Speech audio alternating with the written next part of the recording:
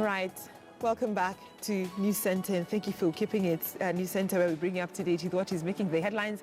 And this morning we're having a discussion about the Deputy President William Ruto and Honorable Raila Odinga political rivalry. And recently Ruto claiming that Odinga wants him, is planning to have him kicked out of Jubilee, and Raila saying, no, mine is all about development, and I'm not interested with having you kicked out of Jubilee. And it is a discussion we're having with honorable members, Mathare Member of Parliament, Anthony Watch, and also Kimilili Member of Parliament, Didmas Baraza.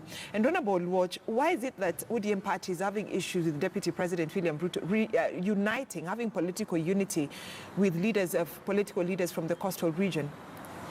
If indeed you still stand by the chance that because Ruto says, for me, it's about working with these political leaders from coast in terms of bringing development, but from your political party, you're reading a different script. Two reasons why. First of all, the president said recently that actually this was a directive, that there should be an end to this thing called launching of new projects.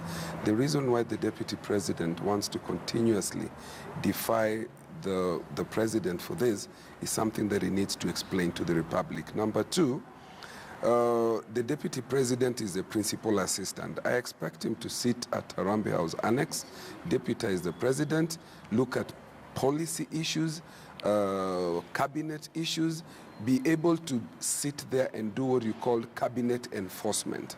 When you go launching projects that should be launched by the Minister for Infrastructure, the Minister for Transport, you go opening some bridge, you go opening some schools.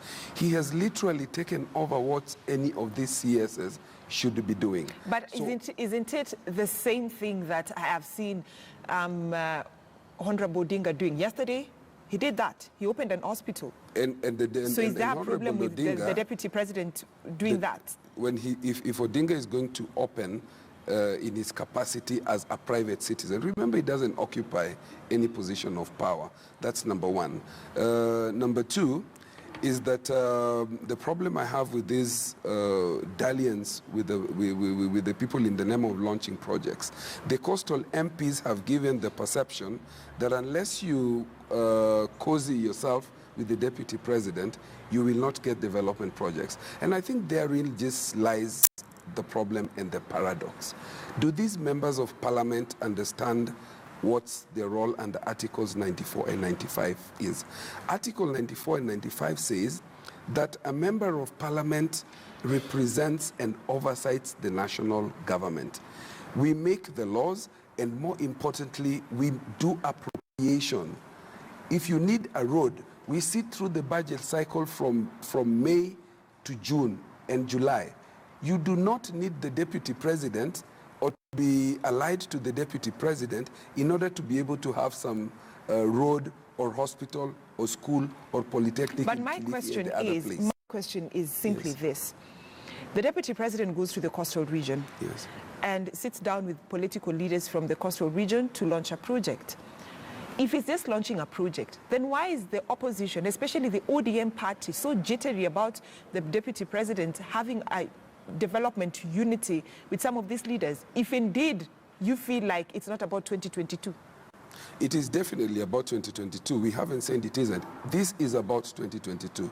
Ruto is trying to dangle carrots in the form of development projects to try and draw members of the ODM into his camp. And I'm saying that reasoning is flawed. It is flawed both from the point of view of the deputy president, because he knows that in this era of devolution, development and appropriation and allocation of funds to projects is done in parliament. The parliamentarians themselves also don't seem to understand two things. That one, you are allied to a political party to which you subscribed. Under the Political Parties Act, your allegiance stayed with that party for the period of your contract. If under Section 14 you espouse the philosophy and you know, when the deputy president goes there, he goes there and says the Jubilee Manifesto says this, so I am here to enforce and unveil the Jubilee Manifesto. You have breached the party that put you there, because the party that put you there subscribes to a different philosophy. Okay. So I think it is the orientation of all this. This member of parliament should spend more time saying that my constituency does not have much roads. In the supplementary budget that is coming, can we put more money here? My CDF does not give me enough money for bursaries. Go back to parliament and committee and do the lobbying and put more money where you want it. Okay. Not following the deputy president everywhere to launch projects. Okay, Honorable Baraza. The problem with Raila Odinga and his team is that they are always looking for bad things that are happening in government or in this country and heap them on the deputy president. Let me give you an example. Recently, we had a debate about the 8% VAT on fuel that was contained in the president's reservations. And some of us voted against the president's reservations with our own concerns. Nobody told us not to vote for. But a section of ODM are quick to come around and say that the deputy president held a meeting with some Jubilee MPs and some from NASA so that they can go against the president's reservations, which is completely wrong and a pure lie. So what I'm saying is that such activities are the one which we are saying is dishonest, gossip, and meddling. Because what these people are doing, they want to plant seeds of discord within Jubilee Party. Anything that happens, if you are even when any building or a hotel that is on a riparian land, they say it's owned by the Deputy President William Samoei Ruto. And the DP moving around this country, launching new projects, I think the person who's supposed to complain is his boss, who's the President of the Republic of Kenya, the Honorable Uhuru Kenyatta, not Raila Odinga and his madrins. Mm-hmm.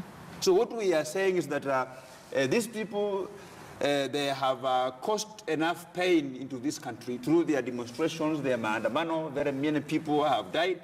And they have decided to do a handshake with the government, with the president. Let us support that handshake, but let us be focused on things that are going to improve the lives of the Kenyan people. Okay, Honorable Lodge, do you think the DP is trying to frustrate the Building Bridges initiative? Yes, as I answer that question. And this is following his statement. As I answer that question, I just wanted to ask my colleague, rather than raise the level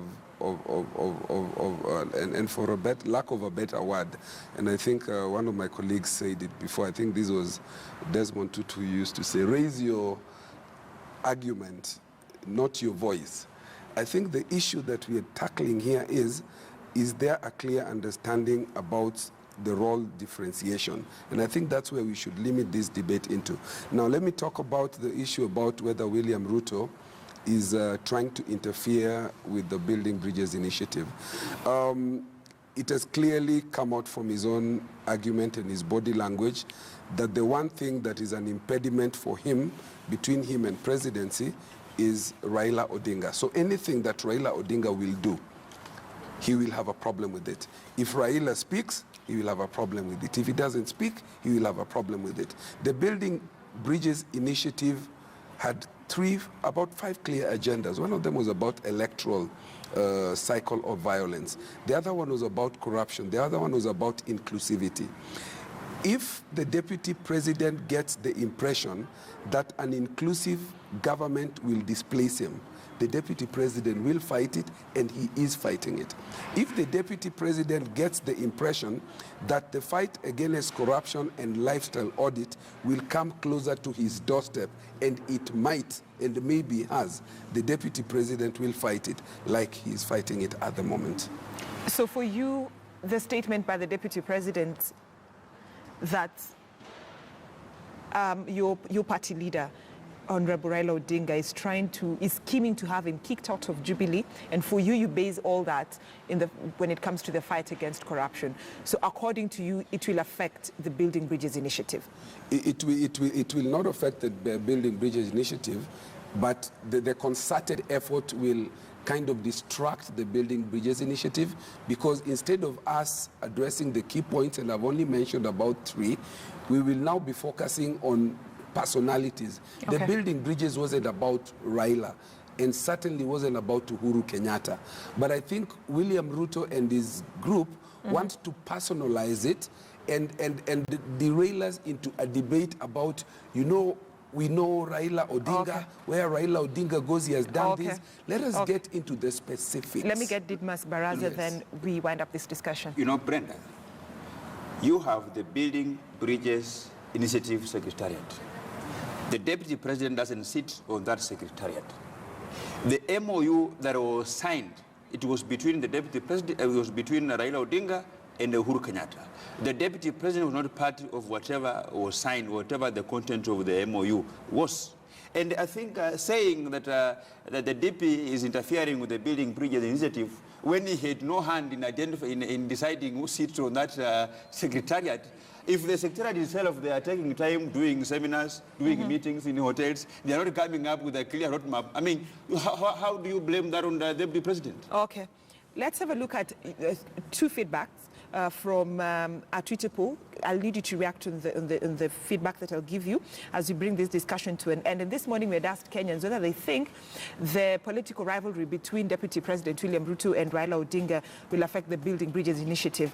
And I have Bernard Wasonga, who says Building Bridges Initiative is a deceptive conduit for Raila's political power quest in 2022. That rivalry should collapse it. Then the other person here, I hope you've gotten what Bernard Wasonga is saying. Then the other person here, that is Dennis Mwenda, saying Ruto is doing what he must. We are always fooled by these people, referring to the opposition. So when he says kuna upungufu mkubwa, okay, I can't read that, but he's talking about Kenyans being misled by the opposition leader. We can see, but at times we choose not to, not this time. Yeah, I think I want to tell you this for free, and you can mark my words. You will remind me in 2021.